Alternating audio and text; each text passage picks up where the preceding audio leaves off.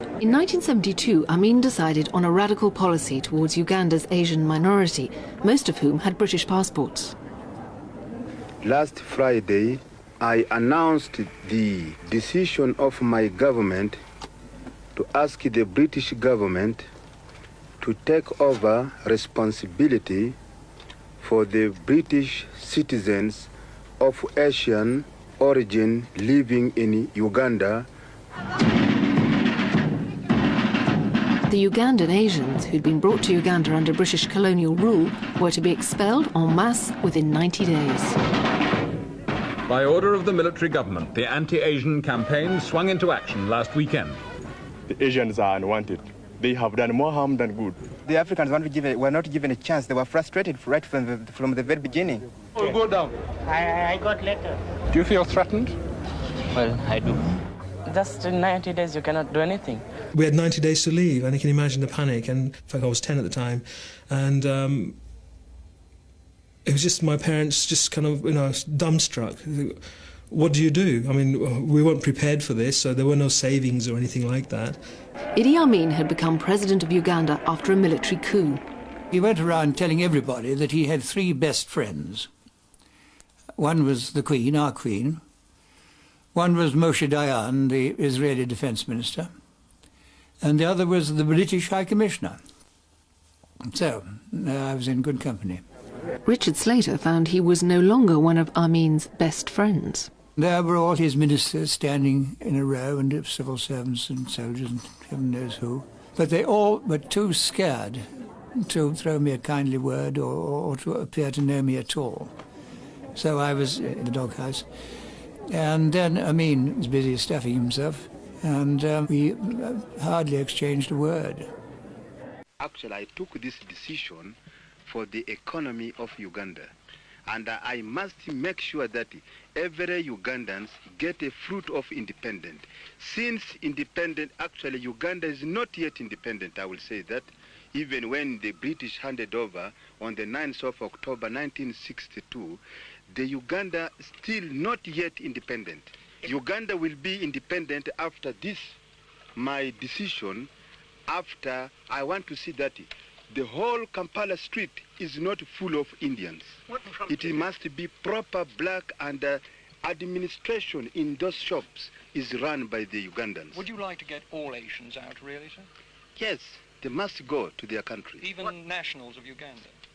If they want to go, they are welcome to go. What will happen to these people if they don't go by the time they're I think they will be sitting like they are sitting on the fire. I will tell you this. You just wait after 3 months. What will you do to them? Okay, you will see. You said you wanted Uganda. I think they will not sit comfortably here in Uganda. I will tell you this. I must actually tell you the truth. Have you asked the British to take them away, sir? That you are building transit camp for them if they are not going? I am not responsible for building them transit camp. Have you asked the British to take them away, sir? Yes, it is a British High Commissioner is here, his responsibility. Yes. I have told him. You've said you wanted to teach Britain a lesson, President. Why is that? And that is now lesson I am teaching the British. I am teaching now the lesson because I am correcting them from the mistake they had made.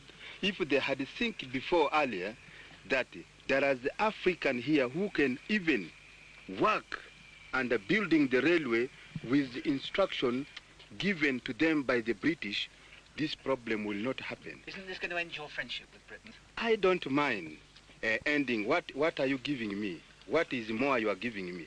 British actually deceived me last year, giving me £10 million.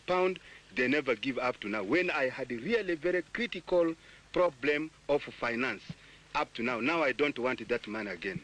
And now they have given, I think every year, 4.5 million every year. But this, even if they withdrawn or they take it away, it will not marking time Uganda even 1 minute. I must make this clear. But the British are my best friends. I wish I understood that, actually. If the thousands of Uganda Asians who face expulsion were worried about their future before, they're extremely alarmed now. The reason is not hard to find. President Amin, who went on record the other day with a statement that Hitler had the right answer when he gassed 6 million Jews, has warned them that if they aren't out of the country by November the 8th, they'll be rounded up and placed in camps under military control. Do you think you're going to get out by November the 8th? No, it's very difficult. Not possible. Camps are waiting for us. What? The camps, the military camps. What do you think about that? We cannot tell you now how they are going to treat us. You're a bit worried about it. Yeah. What is worrying them especially is that the promised exodus to Britain has so far shown no signs of getting off the ground. In fact, they say, quite the contrary. The British High Commission, instead of speeding up its entry permit procedure, has slowed it down. Only 50 or 60 Asians are being processed a day now, instead of 300 or more a week or so ago. How long have you been waiting here? Last night. Last night we slept here. Last night you slept here? Yeah. How many days have you been here? 7 at least. 7 at least. Never reached the door. You've never reached the door? Yeah. Never reached the door. Well, you're going to reach the door today, aren't you? No, I don't think so. I don't think so. You don't think so? Because if they're doing 80 a day, I would say they're not 80 in front of you, are they, right now? Not now. But every time we enter, there's always a fault in our documents. I mean, they find one at least. We appreciate that at the present these people are working. They are giving us every assistance, whatever possible they way. But at the same time, there are certain obstructions which is causing people more delay. And there is a deadline of 7. You understand that? So what do you think the upshot is going to be? You're just not going to make the deadline? We don't know. That's why people are worried. And these are only the quota voucher Asians whose applications were in the pipeline before General Amin made his expulsion order last month. The big flood of 25,000 is still to come, and not one has so far been issued with an entry permit. The Asians also ask why the airlift is taking so long to get started. The main reason seems to be money. A full-scale airlift will cost something like £3 million. Uganda has no foreign currency, and our other East African partners, Kenya and Tanzania, have said they have no intention of bailing out General Amin. That leaves the British taxpayer. The far right fueled public hostility to the prospect of another wave of immigration. We've taken a petition down to the Robert Carr in the Home Office, and we're asking him to have some common sense about this. We have 1 million unemployed.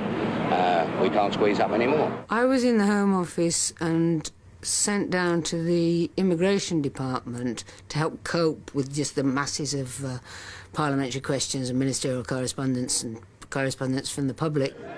We got, during the Ugandan Asian crisis, massive, nasty, vile, racist postbag.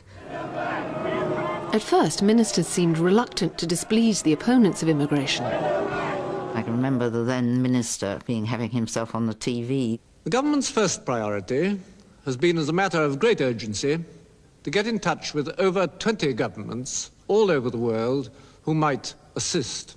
Promising them that they wouldn't all come there. They'd arranged for Canada to take some from them and everything, as if they were some sort of, frightful disease.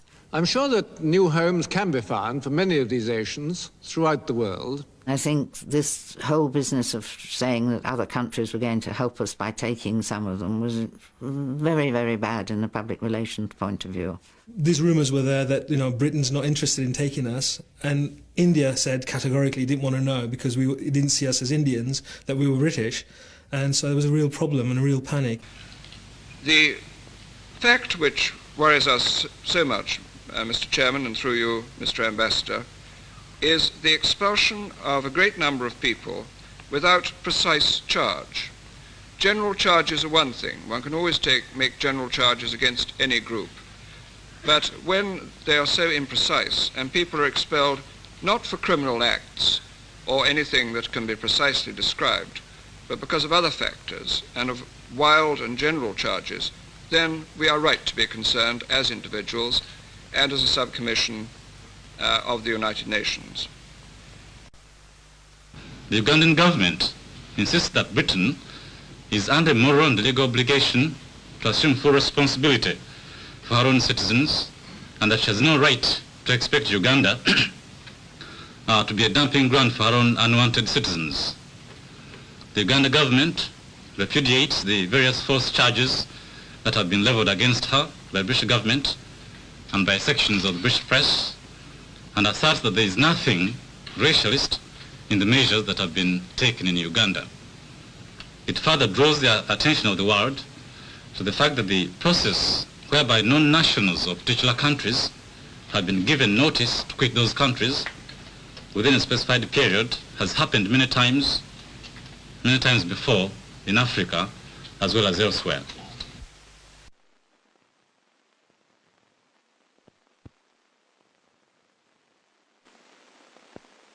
Have you accepted his 90 days or not? No, I didn't accept his 90 days. He said Mr. Ripon accepted it, I think, in the course of his press interview. But one has to accept it in the sense that that is the Uganda government's policy and decision.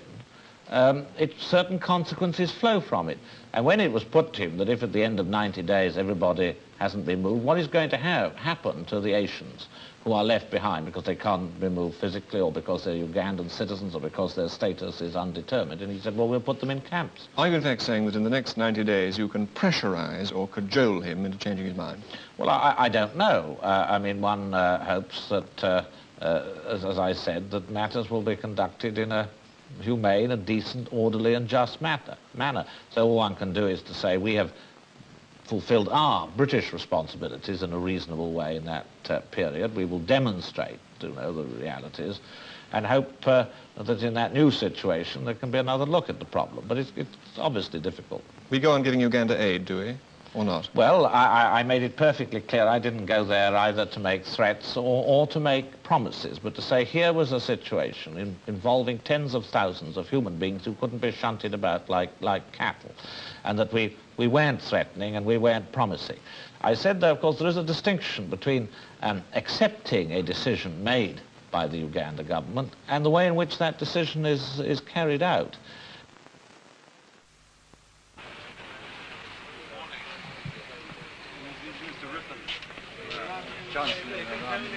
From England. Cabinet Minister find from out England. how you're all getting on. Now you're got your British passport. Yes, sir. Now, what are you doing today? Going to have it checked or renewed, or to apply for a voucher? For voucher, yes, sir.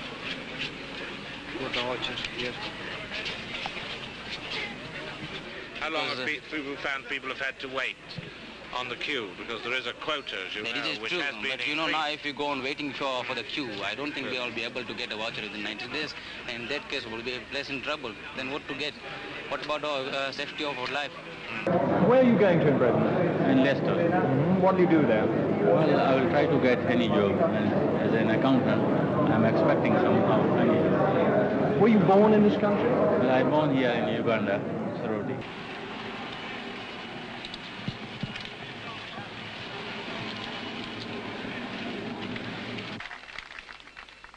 I am not going to change my mind at all. Therefore, they must sell everything they have between now and the 90 days from Monday. This is what I have said. This morning at the High Commission you saw quite a large number of Asians. Have we in any way altered our policy insofar as letting them into Britain goes? Well, I mean, we have had a policy of dealing with this matter in an orderly way. A great number. Have we changed it? Well, no. Why should we? Because it's a sensible policy of allowing in an orderly fashion, the people with United Kingdom passports who have applied for vouchers. President Amin's policy has been condemned in this country as being racist. Do you have any comment on that? Yes, I think that this is an entirely unfair accusation, which is totally unfounded, because these people are British citizens. They want to come to this country, and they're being refused to come to this country, which is their own country. And when we have the Ugandan British citizens, the Asians who are Ugandan citizens are free in Uganda and happy. So the racialism charge should be leveled at Britain, because it's Britain who is refusing these people to come here because they are not white, because they are Asians.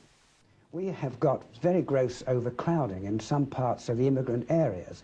If these other Ugandan nations come, there's no doubt that they will add to overcrowding, and once they arrive within the city, it'll be extraordinarily difficult to keep track of them, and they will be lost within the population already here. We won't get rid of them once they've come. Well, you might. I mean, they might come just for a short time, mightn't they, and then go to some other town? They might. I think that's unlikely, because as you say, they will want to stay with relatives, and they'll want to have the job opportunities which exist here to some extent.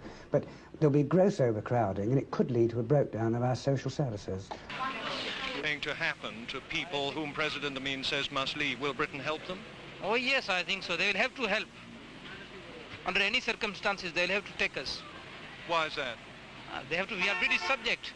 We have been issued British passports. So they will have, that is their responsibility. It is here. Can you sell your businesses? Will you be able to do that? We have to sell. We are trying. Who will buy? There is no buyers. We just have to leave it like that. There is no buyers. Why are there no buyers? Well, Africans themselves are very poor. They can't afford to buy so many business, even properties. I don't think so. No one will be able to get money? No, unless Uganda government itself helps them. Then I think they can buy it, you see. It is just like that. We just have to leave our property. As we came here without money, we just have to go without money. That's all. Behind all the promises from Britain and the threats from Uganda lies the personal tragedy of Damji Varu. More than 50,000 people like him in Uganda alone are being forced to live out these days the leaders and statesmen only talk about. Each day now, groups of Africans are touring Asian houses demanding what they can buy. From now on, the Varu family will have to sleep on the concrete floor. The beds fetched £2 apiece, and the purchasers made sure the springs were well tested, while Damji and the rest looked on. The television set is already wrapped up for transport. It cost £90 and sold for £40. Gradually, as the rooms are cleared, the family packs the bed linen and the thin clothes with which they'll face a winter such as they cannot really imagine. Damji, a Gujarati employed as a solicitor's clerk, has supported his wife, 3 children and his elderly parents here in this house for 10 years. They've built the walls high, they say, and put barbed wire and broken glass on the top, not to keep Africans but thieves out. Old Ramji, the father, had a contractor's business employing 40 Africans and a passport issued in the days when Britain had an empire. And Ramji fought for that Raj in 3 continents. Now it's all gone. The family's living frugally on beans and lentil soup because they don't know how much money they'll have to pay to get to Britain.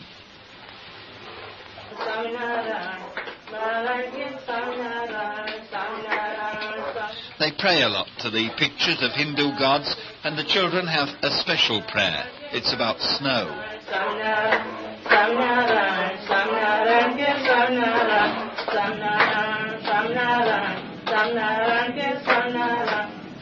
The last item to go will be the card. It's regarded as a family lifeline to get them out of here as a last resort before that day in November when General Amin has promised he'll make those ignoring the ultimatum feel as though they're sitting on fire.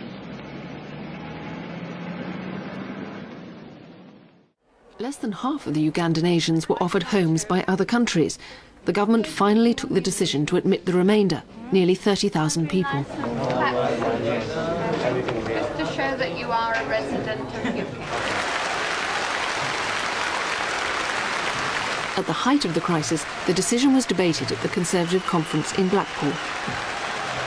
Enoch Powell came to the conference and moved a motion effectively condemning the government for its policies. When the East African countries became independent, there was no suggestion, let alone undertaking, in Parliament or outside, that those inhabitants who remained citizens of the United Kingdom and colonies would have right of entry into this country.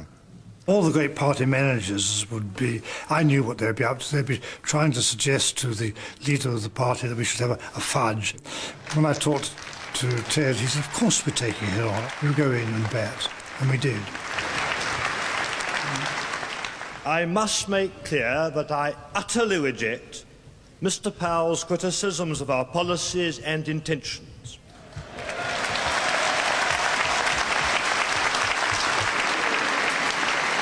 We put a great deal into our empire, and we also took a lot out.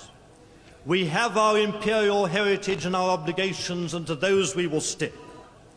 That is why I ask you today with confidence to support your government by giving us an overwhelming majority for this resolution as amended.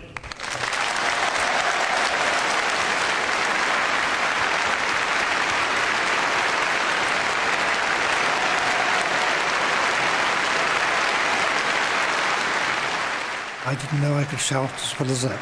But however, it was quite a dramatic debate, which we won by a very substantial majority. I think Robert Carr is a remarkable man. He's been underestimated. It took a lot of courage to do what he did. Once the decision had been made, there was a rapidly organised programme of airlifts from Uganda. Many in Britain welcomed the new arrivals. A notice was given out in church by the vicar saying that people were going to come, and anybody who could help and give assistance of any kind, please would they go out and do so. And then landed at Stansted. And I'll tell you something, I have never been so cold in my life. They had arrived in very thin clothes, and they were really very chilly. You knew it was going to be cold, and you'd read about snow and things like that, but this was cold, and this is October, this is early October. What a lovely baby. Is it a boy or a girl? A girl. Oh, look at that smile. It was a wonderful opportunity to get a bit of space in my wardrobe and feel that it was going to help somebody. I just went home and got coats and jackets and things of that nature and took them out. I remember being ushered into this building, or I guess the terminal building, and it was like Aladdin's cave, full of clothes. Unless you want some winter clothes, you might want some winter clothes. We better go to the clothing place next, I think. Oh, it was wonderful. You just had layers on layer after layer after layer, and it was great. I remember that. And, having a great big coat on at the end of it all, so you got 10 layers and a great big coat on top, and you felt like a king. One young couple in South London opened their doors to a family of Ugandan Asians. We lived in Lambeth with a young family, and we passionately believed in good community relations at a time when it was far from easy. My father very kindly gave out the spare room he had in our house. He was a civil servant working in Whitehall and was content to be displaced. I think Eleanor Roosevelt's great phrase that it's better to light a candle than curse the darkness. If you care about things, do something. But this sort of welcome was rare. Though the political establishment had stood up to the far right, the episode had revived public hostility towards immigrants. Tensions were most acute in areas like Leicester, where many of them had settled. They're coming over thick and fast now, and I'd like to think that they're going to put a halt to it shortly. Well, I think it's about time the government took over its responsibilities and sent these people back to their country of origin. I think our friend Enoch's got the right idea there, and the National Front. Many of the 28,000 Ugandan Asians who landed in the chill British autumn came with little more than the lightweight clothing on their backs and a few bundles of fairly worthless possessions that Amin's men had allowed them to keep. A few joined relatives and friends already in Britain. The others went into resettlement camps. Today there are just under 1,000 still living in two camps, one in Kent, the other in Lincolnshire. Many of those who have left the camps have found life in Britain tough. A quarter of them are still unemployed. Others, often skilled men, are working at jobs well below their capabilities. But there are success stories too, like that of the 4 Sayani brothers, who were among the first to be expelled. Starting here with virtually nothing, they had to abandon a £40,000 tailoring factory in Uganda. They set up in the boutique business. One of the shops in a prosperous London suburb is run by the youngest brother, Diamond Sayani, with his wife, Shaynaz. 2 of the other brothers are now touring the Far East for special stocks for more boutiques they plan to open soon. Another boutique is run by the 4th brother, ironically named Amin Mohammed, with his wife Mazia.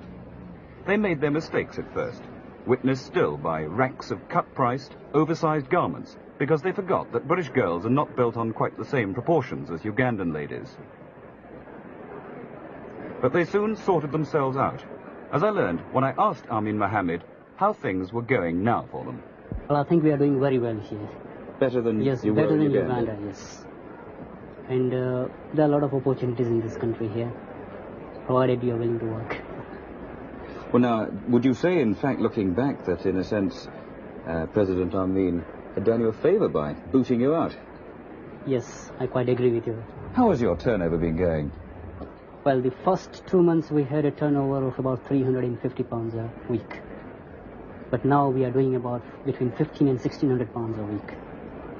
Is it getting bigger all the time? Yes. Now, of course, a lot of people haven't been nearly as successful as you, and they're still living in resettlement camps. Is this their fault or what? Well, I think, say, if them, I don't know what about them, but if you want to do something in this country, it is very easy. You must have some initiative to start something with. The worry for Britain is that this influx could set a precedent that might open the doors to 300,000 other British passport holders round the world. For the Asians themselves, it's the challenge of a new life in a new country. In Uganda, they were a successful and enterprising business community, and they're unlikely to be satisfied until they've attained a comparable position in Britain. For the moment, they're poor, but they're very glad to have escaped from President Amin's strife-torn Uganda.